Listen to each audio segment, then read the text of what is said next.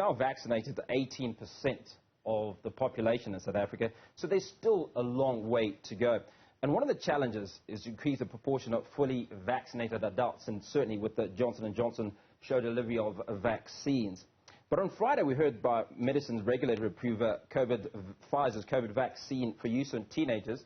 Would it help the numbers if we opened up the vaccinations for those people? Now, certainly it's something that has been topical. I know a lot of people have been talking about it. We've had a number of interviews on Newzroom Afrika 405 where the question has been, what do we do around vaccination of younger people? So in a moment, we will turn to Mia and she will respond to us, particularly when we take a look at some of the responses that we've had.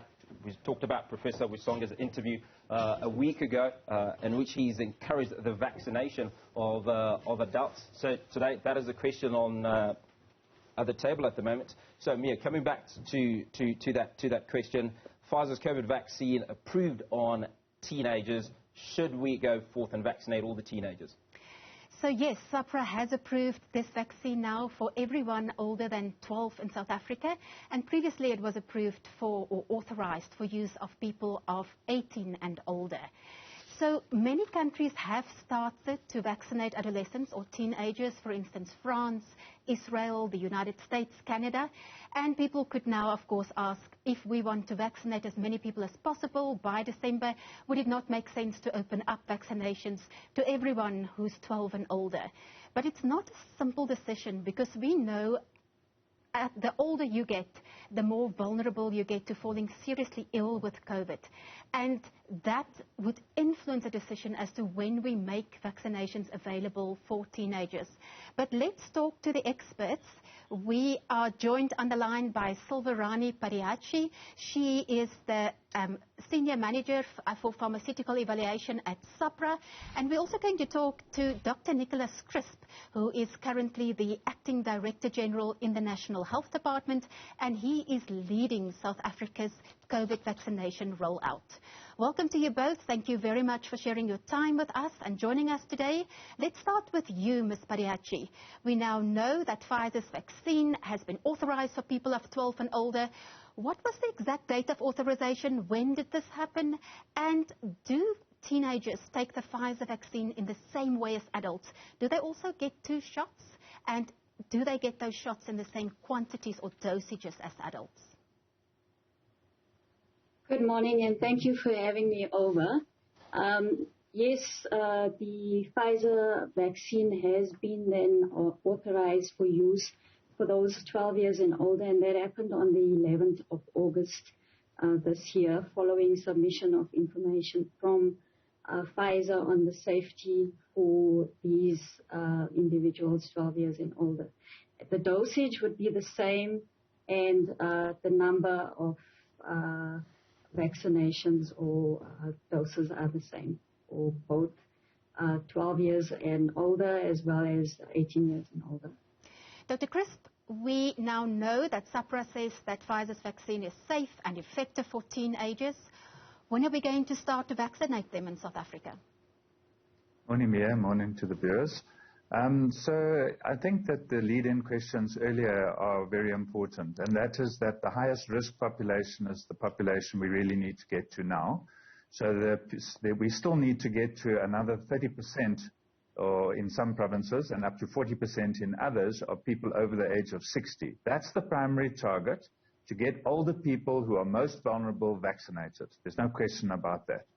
Clearly, there are people in age groups lower than 60, especially in the 50-pluses, who are also vulnerable. And even in the age group from between 18 and 49, there are a number of people who are vulnerable to vaccinations because of a selected number of comorbidities. So that is very important. But we do know that there are also children between the ages of 12 and 18 who are vulnerable, and we've seen that in the Delta variant spike, wave that we're experiencing at the moment, that children were more affected than in the previous waves. We clearly don't know what will happen in the 4th wave, but we do know that it is coming. So it will be important to protect children. However, what we do need to do is give chance for older population to have greater numbers vaccinated. And when we introduce for the children, we must make sure we have enough vaccine in the country, that we are clear on the protocols. Of course, these are minors, and although minor children may take the decision on their own to be vaccinated, usually parents or guardians will be involved in that process. So it's a different ballgame entirely. So we are not in a position and have not taken a decision at this stage to immediately vaccinate children, but that is something that is very much in discussion at the moment. Dr. Chris, I know it might be difficult to give a specific time or a timeline as to when this might happen, but there are many parents out there who are very anxious to get their teenagers vaccinated. If you had to give a slight indication, would it be this year? Would it be next year? Yeah, so I don't want to preempt discussions, because what happens is that a lot of people get consulted in the process. As I said, there are administrative issues about whether there's sufficient vaccine and what we have planned and so forth. There are also adjustments to the administrative system. But more importantly, there's decision-making that involves the clinical practitioners and scientists in the ministerial advisory committees. Then there are presentations to the various government bodies that are involved in the rollout, which may include government departments such as education, social development, and so forth. So I don't want to preempt any of those discussions. We will make recommendations from the Department of Health into the interministerial committee, and when a decision is taken there, we will be in a position to announce a date. I do think that it is possible that it would be this year, but I don't want to say conclusively whether, which month or when that might be. Ms. Padayachee, when it comes to side effects for teenagers when they use Pfizer's vaccine, are there any side effects that they would experience that adults wouldn't experience, or are there some side effects that adults experience but teenagers would experience it more commonly? So from the information we've got, the side effects are more or less the same. It's basically the pain at injection site, a bit of swelling, fatigue, headache. And that's the same type of side effects that has been experienced also by the younger age group. So there's nothing unusual or more than already experienced by the adults. There are, however, information or signals that indicated myocarditis in younger individuals, especially males, and we are very much aware of this. And regulators worldwide have agreed that this is a very rare side effect, but it's something that we look out to receiving possible reports on that.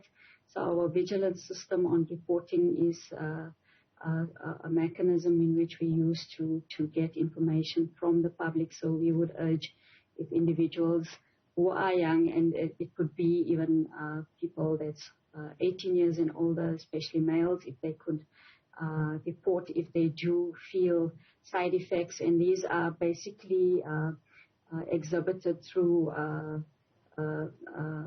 pain in the chest, shortness of breath, and arrhythmias, which is basically irregular heartbeat. So we are fully aware of that, but that's very rare that this actually does occur. So we would urge public to actually do report and contact their healthcare professional as soon as they have these side effects. Dr. Crisp and Ms. Padayachee, please do stay on the line. When we get back, we're going to talk about vaccinations, other vaccinations that might possibly get approved for the use of teenagers, see if that's possible, and for even younger children. To stay with us. Welcome back to the Health Hub here on Newsfeed AM. I'm in conversation with Silverani Padayachee from our medicines regulator, SAHPRA, and Dr. Nicholas Crisp from the National Health Department. We're talking about COVID vaccinations for teenagers.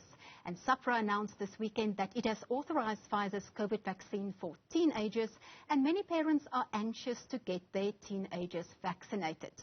Dr. Crisp, we've seen a bit of a drop in daily vaccinations, and we know from what we've learned that each time that we open up for a new age group, there's a surge in the number of daily doses we administer, and then it drops again. So you've mentioned previously that there are many decisions and many decision makers when we need to decide when we open up for teenagers, and also that we really do need to first address people of a high risk first. But many people are asking, would opening up vaccinations for everyone of 12 and over not help us to reach our targets for December? Yeah, thanks, Mia. So, I think that the question of herd immunity or community immunity that people have spoken about is really, it's a very elusive goal, and because of the way this virus is transmitted, even if all of us were vaccinated, there would still be some transmission.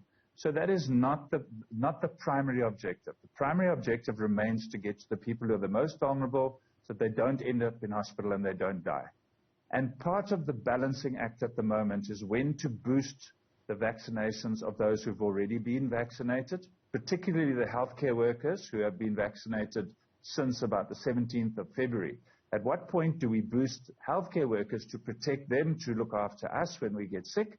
And that will require doses. Then there are also other vulnerable people in the community who may well benefit from booster doses, those that are immunocompromised for some reason. And then there's the question of extending to the younger population. So it's a number of competing demands and understanding where we get the biggest impact on society. You're quite right that what we see every time we open up an age group is that the initial group who have been desperate to be vaccinated rush to vaccination and get vaccinated very quickly. And then after that, for those who are either not really motivated and those who are hesitant because they've seen competing comments being made, and then there are those that are the small proportion, about 6%, who are absolutely anti-vaccination. So to get those groups of people who are hesitant or perhaps a little lazy to get themselves going or for whom it's inaccessible, we need to target them. But that does not mean that we would exclude children just because we're waiting for those groups to up their numbers. And what we may well see is if we do open for another age group, of course that puts pressure on the vaccine that's available and may spurn older people to get vaccinated quickly before the vaccine is consumed by younger people. And we've seen that happen before. So there are many unanswered questions, and we are weighing up which sequence to do these various interventions. Ms. Padayachee, has SAPRA received applications from any of the other vaccine manufacturers who have COVID vaccines that are authorized in South Africa to have their vaccines also authorized for use among teenagers? So we haven't received any applications yet for the widening of these indications to include younger age groups, but we do know that there are trials that have been approved.